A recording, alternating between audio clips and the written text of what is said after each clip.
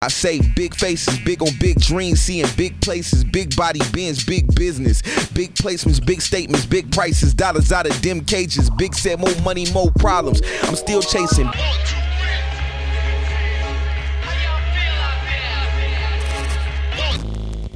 Punchline Academy live and direct on a Wednesday. Shout out to my left laners who are speeding, drinking, driving, smoking, and doing all the things I allow you to do on a Wednesday.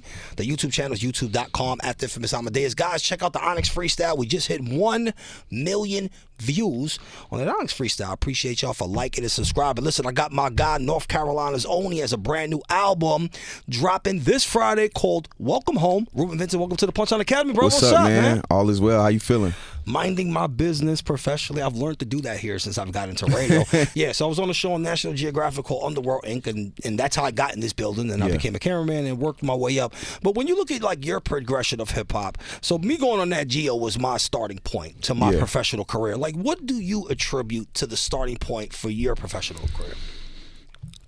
Oh, my starting point was when I was 13 years old, I put a mixtape out online called Adolescent that I recorded in my bedroom. In the guest room, actually, or Apple headphones. And I put it online. Didn't really get that much, burn from it until weeks later. I was out and I went to school, came back home, and a tweet. Somebody added me on Twitter. Mind you, I just made my Twitter, I had like 4 followers. And there were, Knife Wonder was doing Ask Knife online. And somebody was like, I don't got no question for you. I don't know this kid from nowhere, and I don't have no dog in this fight, but I just came across this mixtape. You need to check this kid out. He's from North Carolina. You need to check him out. Yeah. Nice. Mind you, I never knew this guy. I didn't know this guy from a can of paint. This man was all the way on the West Coast. I'm from the South. You know what I mean? And he said that. So Knife was just like, all right, let me check this kid out. You know what I mean? The fact that you saying that you don't know this kid, and you all the way in Oakland, California, vouching for a kid in North Carolina, let me hear what he got. And the fact that he's 13, so Knife was impressed. I drove up to Raleigh with my mama a couple months after that and recorded 9 songs in 3 days. Nice. And he was impressed with that. So we just kept contact. And then after that, when I turned 16, 17, he signed me to his independent label, Jamla Records. And then I went off to college for a little bit. COVID happened. And I was like, man, I don't want to do this college thing. I ain't want to do it no way. But, I had to do it for my mom. She's from West Africa. And then, somebody from Rock called Knife, was like, yo, I just seen this music video on YouTube. We want to help this kid. So that 13-year-old moment helped segue me all the way up to here. Word. So was there any like tug of war between you and your mom? Because my kids are in college, so I'm telling them, you got to go to college. One of them wants to do like arts, the other one wants to do real estate. So what was that conversation like? Because I know parents can be, I wouldn't say cautious, but when they see hip hop, they're like, oh, you need something solid. So was there any like conversation with you and Mom Dukes? I mean, my mom definitely believed in me because she wouldn't have took me there when I was 13, but she was like, you got to finish school. So, she was like, she ain't never seen nobody do it firsthand where it's like they ain't go to school and they just popped off. So she was like, yo, you got to have a backup. You got to have a plan B. So that was her whole big thing. But then when I got the deal, I started skipping classes. Cause we was online at the time. It was COVID. I'm like, yeah, I ain't going to class. You know what I mean? Yeah. And, I started skipping class and I stopped showing up for class online. And then she called me one day and was like, did you register for classes? And I didn't tell her that I was getting signed yet because I wanted to make sure the paperwork was there. And, I was like, nah, I ain't registered for the class yet. She was like, why? She started tweaking out. I was like, look, I got to deal with Rock on the way. You know what I mean? And, that kind of quieted it until, up until like a little bit of last year where she brought back, I still want you to go to school. But, it definitely was a tug of war, but my mom also believed in me so much that she allowed me to rock at the same time. Yeah. So that's important, that family support. Now, where does this authentic lyricism come from? We were talking before we got on there where, I have teenage kids. My oldest is 24, and they kind of don't tap into none of this. I mean, they'll do it because they know who I am, obviously, but where does that stem from with you? I think it's from my father. You know what I mean? Okay. When I was like 4 years old, he used to pick me up in a blue Cadillac when I used to go to his house for the weekends, and he played like Nas, Jay-Z, Biggie, Tupac, 50 Cent. He gifted me late registration when I was like 6, 7 years old. You know what I mean? So and then also too, he gave me Carter 3 when it first came out. So my rapport with rap off gate was lyricism. Everybody I just named from the beginning got a crazy pen.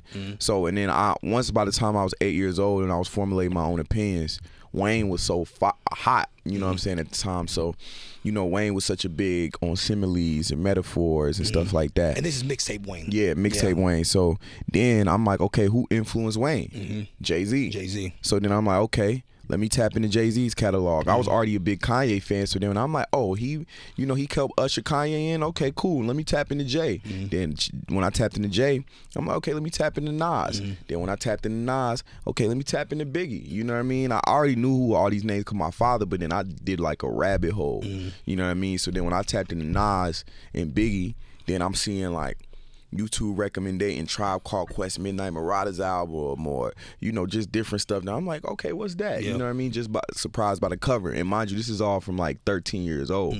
So that just took me down a rabbit hole. So by the time I was formulating and making my own records, I was like, my pen got to be sharp. And then on top of that, I started diving into like Kendrick Lamar's and the J. Cole's at the time. You know what I mean? Those type of people. So. Yeah, man. Super jewelry here on the Punchline Academy, SiriusXM, Shade 45. Reuben Vincent is here. Let's play some of this project, brother. What do you want to hear? Let's do Gotta Get It. Okay, tell us about this record. Gotta Get It. It was the first street single off the project. It samples I'll Be Sure Night and Day. And I'm just talking about my aspirations, man. Gotta get it. I gotta get paid. You know what I mean? So. Okay. All right, brand new Left Lane Heat here on the Punchline Academy. Hit me on Instagram. Let me know how you like this record here on Shade 45. That was brand new Heat dropping this Friday off his brand new project, Welcome Home. The man, the myth, the legend, Reuben Vincent is here with myself, the infamous Amadeuz. So when you create this project, I feel like a lot of times when guys do their first album, it's like you're going from the day you remember to the day you write that project. And then as you start creating, you got to find different topics. So at what point in your life does this project represent? That's a great question. Honestly, it's a mixture. Okay. It's a mixture of where I was going through last year and a little bit of now, and then also my upbringing. I feel like I withheld a lot of stuff in my first few projects because I was so like fixated on having like that one album that day. You know what I mean? Like your Illmatic or your Exactly. Blueprint or something like that. Yeah, exactly. So, you know, I kind of was stripping myself away from all of that with this album. So, which ironically, I feel like people probably is going to call that my, you know, my Illmatic or my Blueprint or whatever. But, you know, I think for me, last year, you know, after dealing with the industry so young, like being 21 and signing and then, you know, going through the motions of, you know, traveling, you know, fluctuation. And one day, you know, you up and then the next day you down. Yeah. It's tedious. Yeah, it's super tedious. So then when that happened, it kind of was like a culture shock to me. It kind of humbled me. And I had to kind of go back home. And then when I went back home, my mom in my ear like, well, you got to go back to school if it's not working out. So I just called Ninth up. I was like, yo, I'm about to go sleep in the studio like for 6 months to 7 months until I get a crib and work on this album. So I was literally sleeping on the couch from January all the way up to like July of this year. I was sleeping on a couch, bro, with my suitcases and stuff like literally that. Creating the album until I got my crib. So it's a little bit of that story in there, my come up story, and also like I still take them back to where it all started, because if you want to talk about home, you got to take them where it starts. You know what I mean? Yeah, I definitely agree. I mean, you came out with such fanfare. You know, 20-year-old prodigy, North Carolina, got bars. And what gets you to the space where you feel like you want to quit throughout this journey? I think it's how the industry's always changing. You know, I think, you know, and honestly, it's like you always gonna get tested, right? Yeah. You know what I mean? Especially if you set up for greatness. And I feel like, you know, those moments where I wanted to quit and when I was like, man, forget it. It was a test to see how bad I wanted it. You know what I mean? The universe. Yeah. You know what I mean? I wouldn't be here talking to you if I didn't have them challenges last year. You wouldn't have heard the same album if I didn't have them challenges last year. But, you know, one thing my father always told me is hard times never last. And after the rain, it shine. You feel me? So I think I had to go through that. And I had to feel like, you know, it was my last time to really see why I really love it. You know what I mean? Yeah, man.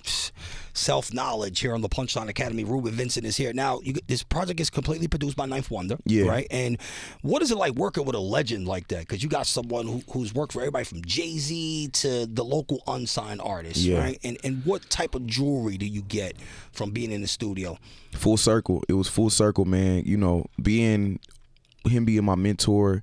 We ain't never like, you know, my first album on Love Is War, he only produced one song, and then my other album, he didn't produce nothing. So for us to do a full body of work is like a milestone for me. And I think, you know, I remember being 8 years old watching Fade to Black and seeing Knife in there reacting to What More Can I Say and Young Guru. So to have like them be like my mentors now, it's just like I manifested this, you know what I mean? And, you know, to get the gems from an OG who's, you know, there's a difference between old heads and the OGs, you know what I'm saying? Knife is like a true OG. And, you know, he was able to just give me gems on how, you know, just stay the course, being patient. You know, his knowledge of music, and I feel like that was why he was able to produce this album, how he was able to produce it. You know, I'm not knocking no young producers, but I feel like if I was working with any other producer, it probably wouldn't have came out the same way. Yeah, would have not felt the same way. Make sure you support the brand new Reuben Vincent project that's dropping this Friday. Welcome home, and listen, my guy, you didn't come all the way from North Carolina not to spit some bars for the Shade 45 audience. Let's do it. So you ready? So reload that beat, baby. Let's do it. Yeah.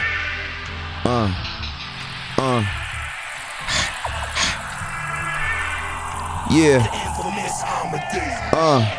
Split it with my brothers cause we all gon' win. I just hope we all get to see it all in the end. You got me bent, you know Ben gon' be all in the bins. Bumping all about the Benjamins. Bumping, dumping, Donald Trump in office. And we yelling out fuck him and anybody that love him. Tell him sorry, can't trust him. Check my radius, the only real ones in my circumference. I lost a lot in 72 days. I feel like Chris Humphries. In the discussion, you know that the trust you gon' need. But suckers only gonna trust you when you succeed. I ain't capping, but you already know it's like all I need, like Mary and Method. Already know that I'm stepping. I say big faces, big on big dreams, seeing big places, big body bins, big business, big placements, big statements, big prices, dollars out of dim cages, big set, more money, more problems. I'm still chasing big black chest, big black monkey on my bad bitty. I got big and left the crib and got a bag with me. Big black fan with big goals, so they big mad. You rappers big cap, I wish we could get big back. I'm kind of a big deal, y'all sour like pickles. Watch me pop and never go pop you like pimples. Loaded my arsenal, I don't even gotta injure. You an X Factor, man, it could all be so simple. My mind's my big brain, know to watch my big mouth. West Africa the core, but I was born inside the big South. Big homie left me off the porch, you said you big now. You in the bigger playground, you cannot let the kids down, for real. The Punchline motherfucking Academy freestyle. With my guy, Reuben Vincent. Dropping bars. If they want to follow on social media, how you tap in? Yes, sir. Follow me everywhere at Reuben Vincent. That is ReubenVincent. You got an underscore on Twitter, but it's Reuben Vincent everywhere. Welcome home, October 24th. You dig? That's a fact. And of course, I am your host, the king of the left lane, the infamous Amadeuz. Let's play some brand new. He'll be back here on Shade 45.